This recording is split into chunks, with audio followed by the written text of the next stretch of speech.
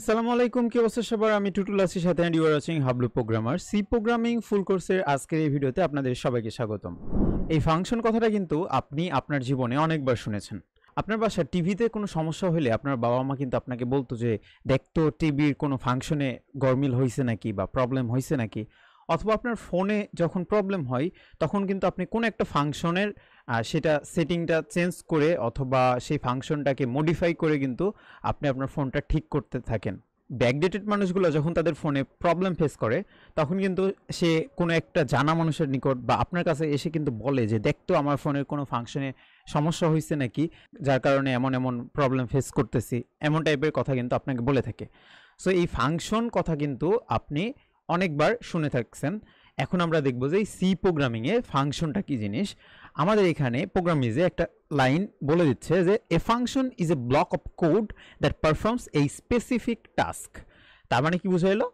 আমাদের এই ফাংশনটা হচ্ছে অনেকগুলো কোডের একটা সমষ্টি, যে কি করে কোনো একটা স্পেসিফিক কাজ আমাদেরকে করে দেয়। এখন একটা জিনিস দেখেন, আপনি আপনার ফোনের সেটিংসে ঢুকছেন, এখানে সেটিংস কিন্তু একটা ফাংশন। সেটিংসের ভিতরে কিন্তু আরও অনেক জিনিস আছে। সেটিংসের ভিতরে আমাদের অ্যাবাউটস থাকে, সাউন্ডস থাকে, নেটওয়ার্ক সেকশন থাকে, কানেক্টিভিটি থাকে, দেন থিম, সাউন্ডস, অনেক কিছুই কিন্তু থাকে। সো এই এক একটা যেই অপশনগুলো দেখতেছেন আপনি, এই যে থিমস, সাউন্ডস, নেটওয়ার্ক, এই এক একটা অপশনকে আমরা এক একটা ফাংশন বলে ডাকতেছি। এক এক ফাংশনে গেলে, অর্থাৎ নেটওয়ার্ক ফাংশনে গেলে আমরা নেটওয়ার্ক নিয়ে, অর্থাৎ সিম কার্ড, ওয়াইফাই, হটস্পট, এগুলো নিয়ে কথা বলতে পারবো। তার মানে আমার নেটওয়ার্ক ফাংশনে যাওয়ার পর আমি আরও অনেকগুলো ফাংশন পাচ্ছি। সো কি বুঝলাম আমরা? ফাংশন মানে কোনো একটা স্পেসিফিক টাস্ক করার জন্যে আমাদের যে ব্লক অফ কোডস থাকে বা আমাদের যেই জিনিসগুলো আমরা দেখি আমাদের ফোনে বা কোনো ডিভাইসে, সেই জিনিসগুলোকে আমরা ফাংশন বলি। এখন আমাদের রিয়েল লাইফ এক্সাম্পল যদি এখানে দেই, তাহলে ধরুন আপনি কোনো একটা কাজ করছেন বা কোনো কিছু তৈরি করছেন। সাপোজ আপনি একটা রোবট বানাতে যাচ্ছেন। সো আপনার রোবটটা কি করবে? আপনার রোবটটা আপনার সাথে কথা বলবে। সো কথা বলার একটা ফাংশন। আপনার রোবটটা হাঁটতে পারবে, হাঁটা একটা ফাংশন হতে পারে। আপনার রোবটটা হ্যান্ডশেক করতে পারে আপনার সাথে, সো এইটা একটা ফাংশন হতে পারে। তার মানে স্পেসিফিক কোনো কাজগুলোকে আমরা এক কথায় ফাংশন বলে রাখতেছি। এটা তো বুঝলেন? ওকে, খুব সুন্দর কথা। এখন সি প্রোগ্রামিং আমরা কেন ফাংশন ব্যবহার করব? আমার যেই সিতে আমরা যে কোডগুলো লিখি, সেই কোডগুলো কোথায় থেকে কম্পাইল শুরু হয়? আপনি কিন্তু জানেন যে মেইন ফাংশন থেকে কম্পাইল হওয়া শুরু হয়। এই যে আমাদের যে মেইন ফাংশনটা থাকে সেখান থেকে আমাদের কোড কম্পাইল হওয়া শুরু হয়। সাপোজ আমি একটা গেম বানাচ্ছি অথবা একটা অ্যাপ্লিকেশন বানাচ্ছি বা ম্যানেজমেন্ট সিস্টেম টাইপের কিছু একটা অ্যাপ্লিকেশন বানাতে চাচ্ছি। সো মেইন ফাংশনের ভিতরে যদি আমি কোডগুলো লিখি, তাহলে একটা হিজিবিজি একটা অবস্থা তৈরি হবে, একটা হিজিবিজি অবস্থা তৈরি হবে। কোড অনেক বড় একটা কোড হবে, এবং আপনি যখন সেইটাকে খুঁজতে যাবেন, কোডের কোথাও যদি প্রবলেম হয়, আপনি কোডটা যদি খুঁজতে যান, ধরেন আপনি আজকে কোড করলেন, আপনি আজকে কোড করার 2 মাস, 3 মাস, 1 বছর পর যখন সেম কোডটা আপনি দেখবেন, তখন এসে দেখবেন যে আপনি যখন নুব ছিলেন ওই সময় আপনি মেইন ফাংশনে গিয়ে এত এত কোড করছেন। সো মেইন ফাংশনে এসে আপনি একটা হিজিবিজি অবস্থা দেখতে পাচ্ছেন যে কোনটার পর কোনটা আপনার ঠিক মাথায় ঢুকতেছে না, যে আপনি নিজেই কোড করছিলেন, 1 বছর পর আপনার নিজের কোডই আপনি বুঝতে পারতেছেন না। এখানে ফাংশন আমাদের কি করে? ফাংশন আমাদের মেইন ফাংশন, মেইন যে ফাংশনটা আছে যেখান থেকে কম্পাইল হওয়া শুরু হচ্ছে, এই মেইন ফাংশনের ভিতরে আপনি সেম কাজটাই করতেছেন। সাপোজ আপনার একটা রোবটের কোড লিখছেন, সেই রোবটের হচ্ছে সে চলাফেরা করার একটা কোড লিখছেন, অর্থাৎ হেঁটে চলার একটা কোড মেইন ফাংশনের ভিতর লিখছেন। তো সেক্ষেত্রে কি হচ্ছে, আমার মেইন ফাংশনটা অনেক বড় হয়ে যাচ্ছে, লেন্দি হয়ে যাচ্ছে। আপনি যদি ফাংশন ইউজ করেন, এক্সট্রা আর একটা ফাংশন, যেমন হাঁটার জন্য আপনি ওয়াক নামে একটা ফাংশন ইউজ করতেছেন। মেইন ফাংশন তো আছে আমাদের, মেইন ফাংশনের ভিতরে আপনি ওয়াক নামের একটা ফাংশনকে কল করছেন। একটু পরে আমরা দেখবো কিভাবে ফাংশন কল করে।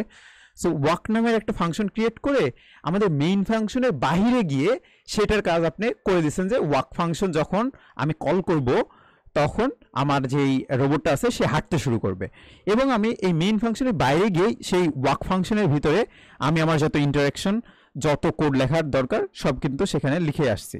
তো আমি যখন 1 বছর পর আমার কোডটা দেখতেছি, মেইন ফাংশনে আসলাম, আর সেখানে দেখছি যে ওয়াক নামের একটা ফাংশন এখানে লেখা, জাস্ট ওয়াক লেখা। এর মানে তখনই আমার মাথায় ক্যাচ হয়ে যাবে যে হ্যাঁ, এখানে এসে আমি বোঝাতে যাচ্ছি যে আমার রোবটটা হাঁটবে। অ্যান্ড ওয়াক নামের আমি মেইন ফাংশনের বাইরে গিয়ে খুঁজবো যে আমার এই ফাংশনটা কোথায় আছে, অ্যান্ড এটা খুঁজে বের করে দেখবো যে আমার কোডটা। সো এইভাবে কিন্তু ফাংশন, আমাদের সি প্রোগ্রামিংয়ে ফাংশনটা জরুরি।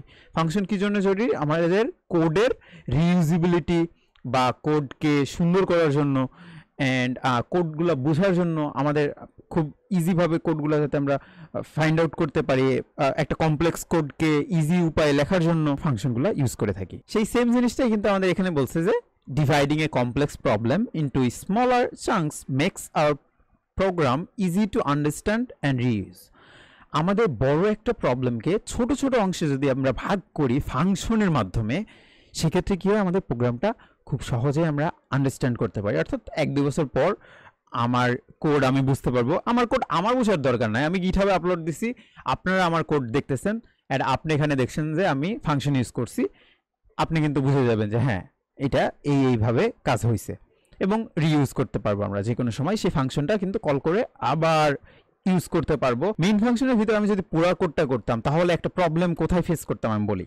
আমি চাচ্ছি আমার রোবটটা এই সময়, অর্থাৎ আমার রোবটটা চালু করার পর তাকে যদি কমান্ড দেই হাঁটো, তখন সে হাঁটবে। এরপরে আমার আগে থেকে আমি বলে রাখছি যে আমি রোবটটা চালু করলে সে হাঁটবে। আমাদের ওই যে পুরোনো দিনে যে খেলনা গাড়িগুলো ছিল না, সেই খেলনা গাড়িগুলোর ভিতরেও কিন্তু আমরা আরডুইনো আকারে এই কোডগুলা ইনজেক্ট করে দেই। এই কারণে কিন্তু আমরা গান শুনতে পাই, বা সে কিন্তু কোনো সামনে বা পিছনে চলতে থাকে। সো আমি সাপোজ একটা টেলিফোনের কথা বলতেছি, যে খেলনা টেলিফোন, যখন আমরা ছোট ছিলাম তখন খেলনা টেলিফোনে যখন কোনো বাটন প্রেস করলেই একবার এক এক গান বাজতো, তাই না? সো সেম জিনিসটা যদি আমি এমন করতে চাই যে আমার টেলিফোনটা যখন অন করব তখন সাথে সাথে একটা গান বেজে উঠবে, তার মানে আমি কোডে গিয়ে বলে দিছি যে আমার টেলিফোনটা অন হইলে একটা গান বাজতেছে। এরপরে আমি আরও অনেক কাজ করছি, কাজ করার পর আমি আবার চাচ্ছি যে আমার ওই গানটা আবার বাজাইতে।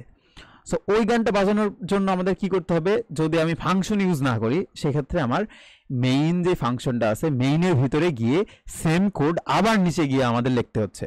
সেক্ষেত্রে কি হলো, আমার একটা প্রবলেম ক্রিয়েট হইলো, আমার প্রোগ্রামটা অনেক বড় হয়ে গেল। এন্ড এখানে যদি আমি ফাংশন ইউজ করতাম, ছোট ছোট আকারে ভাগ করে দিতাম যে এই জিনিসটা, এই গানের নাম যদি আমি কল করি তখন ওই গানটা বাজতে শুরু করে দেবে, সেই ক্ষেত্রে আমাদের কি হইতো, রিইউজ কথাটা কিন্তু আমরা ওই সময় সেই জিনিসটা খাটতো।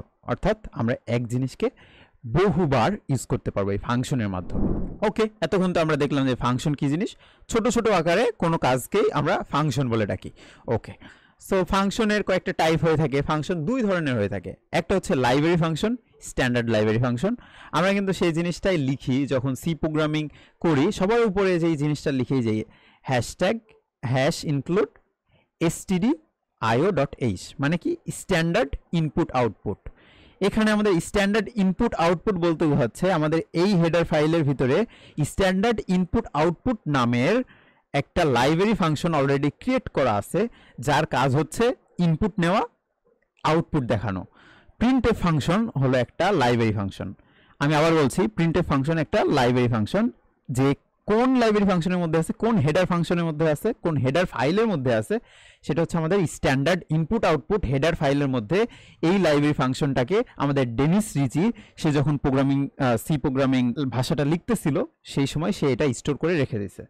সো আমাদের এমন প্রিন্টএফ ফাংশনের মতন আরও অনেক কিন্তু ফাংশন আছে, আমাদের স্ক্যানএফ, প্রিন্টএফ, আরও আমরা কিন্তু অনেক ইউজ করি, যেমন ম্যাথ ডট এই, এমন কিন্তু আরও অনেক ফাংশন আছে। যেমন আমাদের ম্যাথ হেডার ফাইলে আন্ডারে কিছু ফাংশন আছে, স্কোয়ার রুট, দেন পাওয়ার ফাংশন, এগুলো কিন্তু লাইব্রেরি ফাংশন বলা হচ্ছে। লাইব্রেরি ফাংশন মানে কি, আমরা এই যে আমাদের স্কুল বা কলেজ বা ভার্সিটির যে লাইব্রেরিগুলো দেখি, অর্থাৎ আমরা বই কিন্তু লাইব্রেরিতে সাজানো থাকে, তাই না? সেম ভাবে আমাদের লাইব্রেরি ফাংশন বলতে বোঝাচ্ছে আমাদের এই সি প্রোগ্রামিং এর ভিতরে হেডার ফাইলগুলোর ভিতরে অলরেডি কিছু ফাংশন বানিয়ে সেখানে স্টোর করে রাখা হয়েছে, আমরা জাস্ট সেগুলোকে কল করে সেগুলোকে ইউজ করতে পারবো আমাদের কোডে। সেক্ষেত্রে আমাদের সেই ফাংশনগুলোকে আবার কোডের ভিতরে লিখে সেই জিনিসটাকে আমার কল করতে হচ্ছে না, অলরেডি আমাদের ডেনিস রিসি ভাইজান সেটা কোডের ভিতরে হেডিং ফাইলের ভিতরে কোনো একটা হেডার ফাইলের মধ্যে স্টোর করে রেখে দিচ্ছে, জাস্ট আমাদেরকে সেটা কল করে নিয়ে আসতে হবে। এই হচ্ছে কাজ। সো আমরা বুঝলাম যে স্ট্যান্ডার্ড লাইব্রেরি ফাংশনটা কি জিনিস। এবার আসি user defined function. So what is user defined function? এটা মানে কিন্তু আপনি বুঝে গেছেন যে ইউজার ডিফাইন্ড, ইউজার মানে আপনি কিন্তু একজন ইউজার। সো আপনি যখন কোড লিখতেছেন, আপনি কোড লেখার সময় নিজে যে ফাংশনগুলো ক্রিয়েট করেন আপনার কাজের সুবিধার্থে, সেই জিনিসগুলোকে বোঝাই হলো ইউজার ডিফাইন্ড ফাংশন। ওকে, তো এতক্ষণ ধরে আমরা দেখলাম যে ফাংশন কি জিনিস, ফাংশনের টাইপ দেখলাম। এবার দেখি যে ফাংশন কিভাবে কাজ করে। ফাংশন কিন্তু অনেকভাবে লেখা যায়। যেমন আপনি কিন্তু জানেন যে ফাংশনটা আমাদের লিখতে হয় হলো মেইন ফাংশনের বাইরে। তার মানে আমাদের যে মেইন, এই যে মেইন ফাংশনটা আছে অর্থাৎ যেখান থেকে কোড কম্পাইল হওয়া শুরু হয়, সেটার বাইরে কিন্তু আমাদের যেই ইউজার ডিফাইন্ড ফাংশনগুলো থাকে সেগুলোকে লিখতে হয়। বাট আমাদের যেই লাইব্রেরি ফাংশনগুলো আছে সেগুলোর ক্ষেত্রে কিন্তু আমাদের ফাংশন আবার কল করতে হয় না। আমাদের যেই লাইব্রেরি ফাংশনগুলো আছে সেই ফাংশনগুলোর জন্য আমাদের কিন্তু আর মেইন ফাংশনের বাইরে সেই ফাংশন আমাদের কিন্তু লিখতে হয় না। আমাদের যেই হেডিং ফাইলটা আছে, হেডার ফাইল, সেই হেডার ফাইলটা এই যে এখানে আমাদের সবার প্রথমে এটা নিয়ে আসলে ইন্টিগ্রেট করে দিলেই জাস্ট ভিতরে গিয়ে আমরা কল করলে হয়ে যায়। অর্থাৎ প্রিন্টএফ বা স্ক্যানএফ বা পাওয়ার ফাংশন বা স্কোয়ার রুট এগুলোকে ডাকলে কিন্তু সে চলে আসে। কিন্তু ইউজার ডিফাইন্ড ফাংশনের ক্ষেত্রে কয়েকভাবে লেখা যায়। একটা হচ্ছে আমরা চাইলে এই যে হেডার ফাইলটা থাকে, হেডার ফাইলের নিচেই আমাদের সেই ফাংশনটার নাম লিখে সেই ফাংশনটার কি কাজ হবে সেটা লিখে দিতে পারি। অথবা আমি সবার প্রথমে আমার ফাংশনটাকে একবার ভেরিয়েবলের মতো করে লিখবো, ভেরিয়েবল যেভাবে লিখি আমরা এর পরের পার্টে গিয়ে দেখব, আমরা নেক্সট ভিডিওতে দেখব যে ফাংশন কীভাবে, ইউজার ডিফাইন্ড ফাংশন কীভাবে লিখতে হয় এবং কত উপায়ে লেখা যায়। আমরা জাস্ট এখন ধারণা দিচ্ছি। সো সেই আকারে লিখলাম, লেখার পর আমি এই মেইন ফাংশনের বাহিরে যে কোনো জায়গায় গিয়ে সেই ফাংশনটার আমরা বডি দিয়ে দিতে পারি, অর্থাৎ সেই ফাংশনটা কি কাজ করবে সেই জিনিসটা দিয়ে দিতে পারি। সো এবার আমরা দেখি আমাদের যে মেইন ফাংশনটা আছে এই মেইন ফাংশন থেকে কিন্তু কম্পাইল হওয়া শুরু হবে। ওকে, সো এখান থেকে কম্পাইল হওয়া শুরু হলো। এই যে এখানে কম্পাইল হচ্ছে, হতে হইতে হইতে হইতে এখানে একটা ফাংশনের নাম পাইছে সে। সো ফাংশন নেম নামের একটা ফাংশন এখানে পাইছে। তার মানে আমার কম্পাইলার এতদূর কম্পাইল করার পর সে যখনই এই ফাংশন নেম নামের একটা ফাংশন পাইছে, সে পরের লাইন কম্পাইল না করে সরাসরি গিয়ে এই যে আবার নিচ থেকে উপরে উঠে এই ফাংশনের ভিতরে সে প্রবেশ করে তার যেই ভিতরে কোডগুলো আছে সেই কোডগুলো এক্সিকিউট করা শুরু করবে। তার ফাংশনটা যখন শেষ হবে সে আবার পরের লাইনে, অর্থাৎ এই যে ফাংশনটা কল করছিলাম কলের নিচে এসে সে আবার কম্পাইল করতে শুরু করবে। এইভাবে কিন্তু একটা ইউজার ডিফাইন্ড ফাংশন কাজ করে। ওকে, সেই জিনিসটাই আমরা একটা ভিজুয়াল এর মাধ্যমে দেখতে পারি। এই যে আমার একটা কোড এখানে দেখতে পাচ্ছি। সো মেইন ফাংশন থেকে কম্পাইল হওয়া শুরু হয়েছে, কম্পাইল হইতে হইতে এখানে একটা ফাংশন পাইছে। সো এখান থেকে ধূপ করে লাফ দিয়ে সে উপরের এখানে, সো মেইন ফাংশনের ভিতরে কম্পাইল করতে করতে এখানে একটা ফাংশন পাইছে, সে হুট করে আবার সে খুঁজে দেখছে আমার কোডের ভিতরে এই ফাংশনটা কোথায়, তার বডিটা আছে বা এই ফাংশনটা কোথায় লেখা আছে, সে সেখানে চলে গেছে, সেই কোডগুলো এক্সিকিউট করছে, করার পর আবার সে এই নিচের লাইনে চলে আসছে।